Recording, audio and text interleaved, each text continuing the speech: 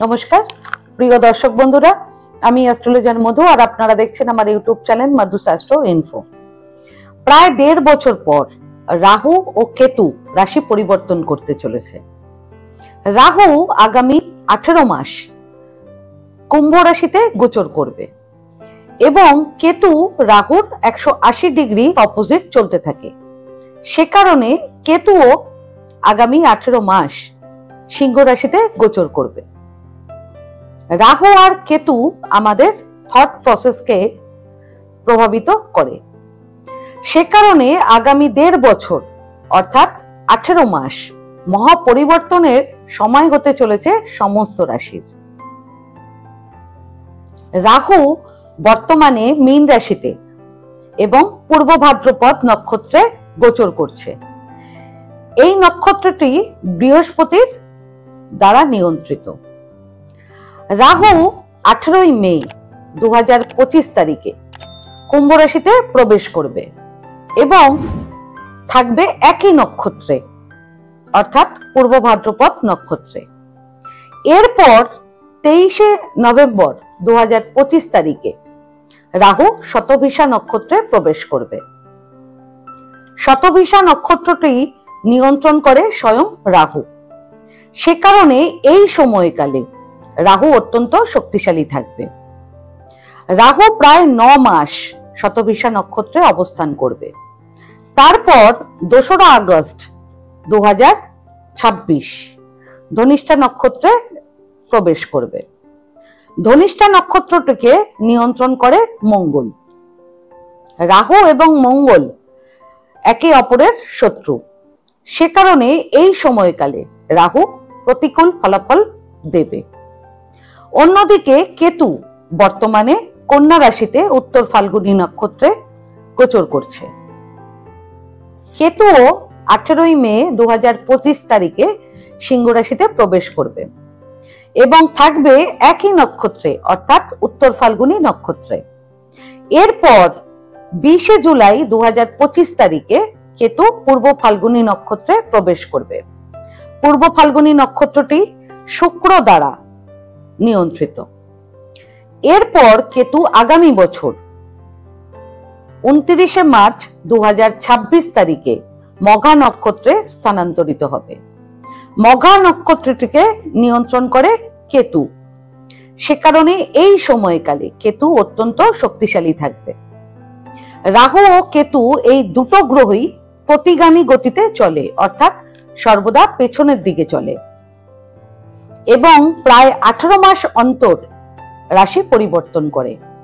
2025 সালে রাহু কুম্ভ রাশিতে এবং কেতু সিংহ রাশিতে স্থানান্তরিত হবে 18 মে 2025 তারিখে রবিবার বিকেল 4:30 এবং এই গোচরটি 5 ডিসেম্বর 2026 শনিবার সন্ধ্যে 7:28 পর্যন্ত স্থায়ী হবে। এই গোচর 18 মাস পর্যন্ত স্থায়ী থাকবে। রাহু এবং কেতুকে ছায়া গ্রহ বলা হয়, তবে ভাগ্য গঠনের ক্ষেত্রে তাদের ক্ষমতা গভীর। অন্যান্য গ্রহদের মতন তাদের শারীরিক কোনো রূপ নেই। রাহু হলো স্বর্গীয় সর্পের মাথা এবং কেতু হলো লেজ। একসাথে এই দুটি গ্রহ একটি অক্ষ তৈরি করে যা আমাদের আকাঙ্ক্ষা, ইচ্ছা শক্তি, আবেগ, বিচ্ছিন্নতা এবং আধ্যাত্মিক মুক্তিকে নিয়ন্ত্রণ করে। রাহু হলো উচ্চাকাঙ্ক্ষা, আবিষ্কার, বিদেশি সংযোগ, মায়া, খ্যাতি এবং অপ্রচলিত পদ্ধতিগুলোকে নিয়ন্ত্রণ করে। সেই সঙ্গে রাহু বস্তুগত আকাঙ্ক্ষা, বিভ্রান্তি ও আসক্তি সৃষ্টি করে। কেতু হলো অতীত জীবনের কর্ম, বিচ্ছিন্নতা, আধ্যাত্মিকতা এবং অন্তর্দৃষ্টির প্রতিনিধিত্ব করে। কেতু অভ্যন্তরীণ যাত্রা,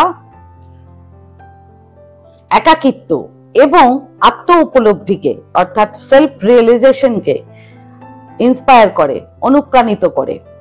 রাহু যখন কুম্ভ রাশিতে গোচর করবে তখন ব্যক্তিরা প্রযুক্তিগত অগ্রগতি, সামাজিক সংস্কার এবং ডিজিটাল গ্রোথের ওপর আরো বেশি মনোযোগ দিতে পারে। কারণ কুম্ভ রাশিতে রাহু সম্পূর্ণ স্বাচ্ছন্দ্য বোধ করে। তবে এই গোচর মানসিক বিচ্ছিন্নতা, অহংকার এবং বিপদগামী উচ্চাকাঙ্ক্ষার সৃষ্টি করতে পারে। একই সাথে কেতু যখন সিংহ রাশিতে গোচর করবে, তখন ব্যক্তিরা তাদের অহংকার, নিজেদের দক্ষতা, নিজেদের সিদ্ধান্তকে পুনর্মূল্যায়ন অর্থাৎ আবার নতুন করে বুঝতে চেষ্টা করবে। নিজেদেরকে আরো জানতে এবং নিজেদের নাম ও খ্যাতির জন্য আরো গভীর অনুসন্ধান করবে। রাহু ও কেতুর গোচর প্রতিটি রাশির ব্যক্তিদের আলাদা আলাদা প্রভাবিত করবে। অর্থাৎ রাহু ও কেতুর গোচরের সময় কেউ কেউ আকস্মিক লাভ, বিদেশ ভ্রমণ এবং অপ্রত্যাশিত সাফল্য পেতে পারেন। আবার কেউ কেউ অত্যাধিক ইমোশনাল এবং আধ্যাত্মিক হয়ে যেতে পারেন। এই গোচর আপনাদের ব্যক্তিগত এবং পেশাগত জীবনকে কিভাবে প্রভাবিত করতে পারে তার আলোচনা আজ আমি করব। 12টি রাশির ওপর রাহু ও কেতুর গোচরের প্রভাব কেমন হবে এবার আমি বলবো এক এক করে। নবম রাশি হলো ধনু রাশি। 18 মে 2025 তারিখ থেকে রাহু আপনাদের তৃতীয় ঘরে গোচর করবে এবং কেতু আপনাদের নবম ঘরে গোচর করবে। এই গোচরটি আপনাদের কর্মজীবনের জন্য বিশেষভাবে অনুকূল হবে, বিশেষ করে মিডিয়া, মার্কেটিং, সাংবাদিকতা এবং যোগাযোগ সম্পর্কিত ক্ষেত্রে যারা কাজ করেন। আপনারা এই সময়কালের মধ্যে নতুন চাকরির সুযোগ পেতে পারেন কিংবা প্রমোশনও পেতে পারেন। ব্যবসাতেও বিদেশি সহযোগিতার মাধ্যমে আপনারা সম্প্রসারণ করতে পারবেন। তৃতীয় ঘরে রাহু থাকায় আপনারা প্রযুক্তি, মিডিয়া এবং ভ্রমণ শিল্পেও বিনিয়োগ করে লাভবান হতে পারবেন। তবে নবম ঘরে কেতু থাকায় আপনাদের বাবার সাথে এবং ভাই বোনদের সাথে মতবিরোধ হতে পারে, সে কারণে তর্ক বিতর্ক এড়িয়ে চলবেন। এই গোচর স্টুডেন্টদের জন্য চ্যালেঞ্জ হবে, কারণ তৃতীয় ঘরে রাহু সব বিষয়ে কৌতূহল বাড়ায়, তবে পড়াশোনায় মনোযোগ কমিয়ে দেয়। সেই সঙ্গে এই গোচরের কারণে আপনাদের সব কাজে একদম শেষ সময়ে কোনো বাধা চলে আসতে পারে।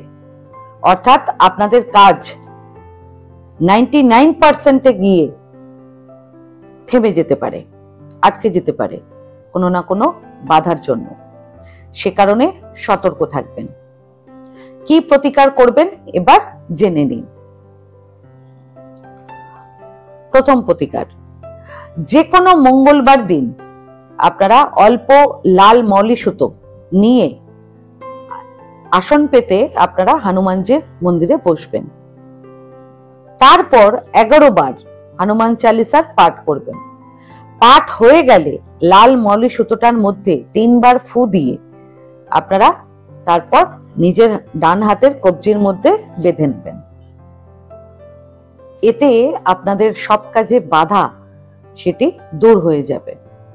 দ্বিতীয় প্রতিকার, প্রতিদিন আপনারা বাবা এবং মাকে প্রণাম করবেন, তাদের কাছ থেকে আশীর্বাদ নেবেন।